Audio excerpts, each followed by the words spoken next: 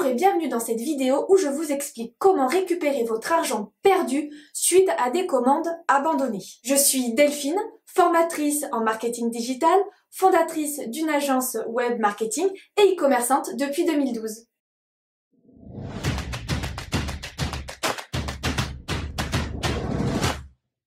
Si vous voulez connaître tous mes petits trucs et astuces en e-commerce, je vous invite tout de suite à vous abonner à ma page. Alors, pendant cette vidéo, je vais parler de panier abandonné, mais gardez bien à l'esprit que quand je vous parle de panier abandonné, je suggère que la personne avait commencé à remplir sa commande et qu'elle s'est arrêtée. Donc, vous avez l'email de la personne et vous allez pouvoir la recontacter. Donc, panier abandonné égale la personne avait commencé à remplir ses données et vous les avez pour la recontacter. Savez-vous que 70% des personnes abandonnent leur panier et que parmi elles, 75% n'ont pas vraiment abandonné le panier, mais pensaient y revenir plus tard.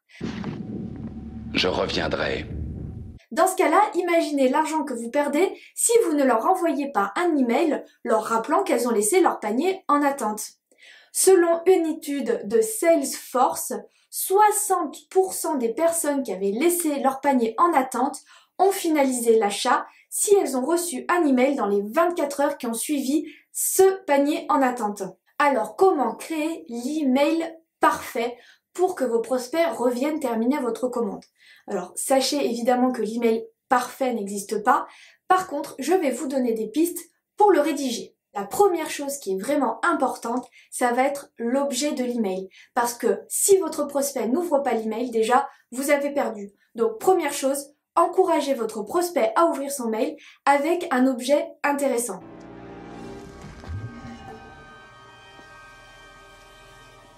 Donc les objets de mail qui ont le plus de chances de susciter l'intérêt de votre prospect pour qu'il aille ouvrir son mail sont les objets qui incluent une émotion. Donc vous pouvez inclure l'excitation, la joie, la curiosité, l'urgence ou la peur de passer à côté de quelque chose. N'oubliez pas aussi d'inclure une promesse dans l'objet de votre mail. Je vous ai préparé quelques titres que vous pouvez mettre, par exemple « Et Marc, tu as oublié quelque chose ?» ou bien « Tu as laissé quelque chose, Marc ?»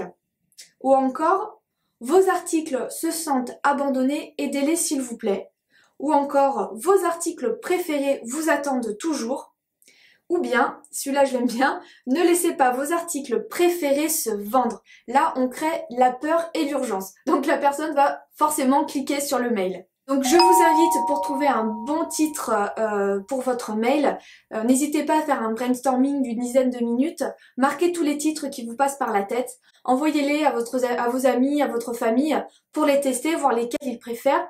Vous pouvez en sélectionner 2, les inclure dans vos mails et voir lequel marche le mieux au niveau du taux d'ouverture. Alors bien entendu, une fois que le mail est ouvert, il va falloir proposer un texte, un email qui va les encourager à finaliser leur commande. Pour cela, je vous propose 5 points à respecter dans vos emails. Première chose, soyez spécifique dans votre email. Par rapport au moment où vous allez envoyer cet email, les gens auront peut-être un peu oublié ce qu'ils avaient mis dans leur panier. Really big sunglasses. Buy corn. Donc, il est vraiment important de leur montrer une photo avec le titre en fait des produits qu'ils ont laissés dans leur panier et les inciter à y retourner. En leur montrant la photo, vous allez leur donner envie d'aller finaliser la commande parce qu'ils vont se dire « Ah oui, c'est vrai, j'avais laissé ça, oui, ça me dirait bien quand même, je vais aller l'acheter. » Donc dans votre email, une photo. Vous pouvez mettre un peu d'humour si ça correspond à votre marque, pourquoi pas, c'est toujours sympa d'avoir un petit trait d'humour dans les mails. Et bien entendu, un bouton pour les inciter à aller récupérer leur commande et à la finaliser. Deuxième chose, soyez authentique, soyez fidèle à votre marque. Les gens aujourd'hui recherchent vraiment cette authenticité et cette transparence. Donc vous pouvez, si c'est possible, rechercher les valeurs de votre entreprise, ce qui vous différencie des autres, et les inclure dans le mail pour recréer ce lien que vous aviez commencé à construire avec votre prospect. Je vous invite à vous poser 5 minutes, à rédiger quelles sont vos valeurs, ce que vous voulez transmettre. Faites 2-3 phrases maximum et incluez-les dans votre mail. L'idée, c'est pas d'écrire un roman sur votre vie, simplement de donner ce petit truc, de recréer ce lien en montrant les valeurs que vous avez dans votre entreprise pour remettre en confiance l'acheteur et qu'il ait vraiment envie de passer à l'action et donc d'aller finaliser son achat. Troisième chose, soyez personnel. N'oubliez pas d'inclure le prénom ou le nom de la personne Je suis Iron Man. dans votre mail et même pourquoi pas dans l'objet aussi. Vous voyez tout à l'heure quand je vous donnais les exemples, j'ai dit Marc où j'ai pris un prénom comme ça, mais le fait d'inclure son prénom rend la chose plus personnelle et les gens, ça leur donne envie d'aller plus loin. Je sais pas si vous avez lu le livre Comment se faire des amis de Dale Carnegie, mais l'une des étapes dans le livre, c'est vraiment le nom de la personne, se rappeler son prénom, c'est quelque chose qui est très important pour les gens. Quatrième chose, pour inciter les gens à passer à l'action, à finaliser leur achat, proposez-leur une incitation. Donc une incitation, on aime tous les réductions et les trucs gratuits, n'est-ce pas? À vous de réfléchir ce que vous pouvez proposer. Par exemple, vous pouvez leur dire, si vous commandez dans les 24 heures, la livraison vous est offerte. Il faut leur proposer quelque chose d'exclusif, quelque chose qu'ils n'auront que dans cet email-là. La livraison gratuite dans les 24 heures, ou bien par exemple, 10% de réduction sur leur panier. À vous de réfléchir à ce que vous pouvez proposer sur votre site internet.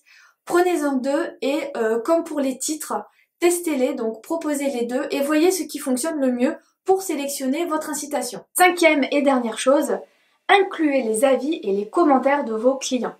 Vous, quelle est la première chose que vous faites quand vous voulez acheter un produit ou par exemple réserver un restaurant?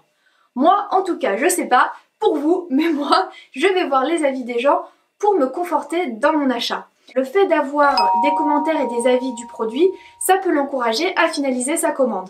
Alors, dernière chose, avoir le bon timing. Les 24 heures qui suivent l'abandon du panier sont cruciales.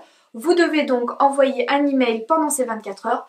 Je vous avoue que moi, personnellement, j'en envoie 2. Donc, j'en envoie un dans la même journée où le panier a été abandonné, donc vous pouvez faire 2-3 heures après.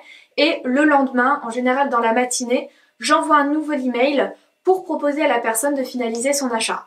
Et enfin, comment mettre en place ces emails? Sachez que quel que soit le CMS que vous utilisez, donc Shopify, PrestaShop ou WordPress ou WooCommerce, vous pouvez télécharger des plugins gratuits ou non.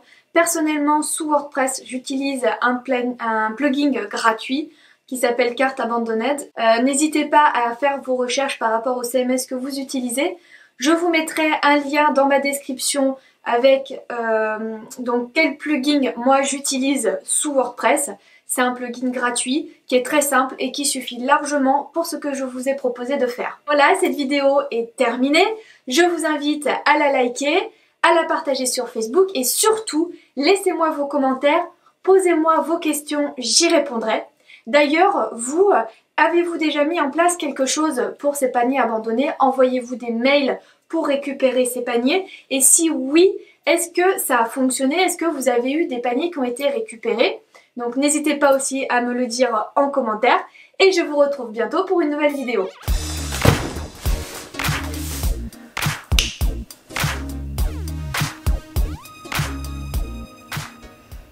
Que dans ces 70%, 75%, non.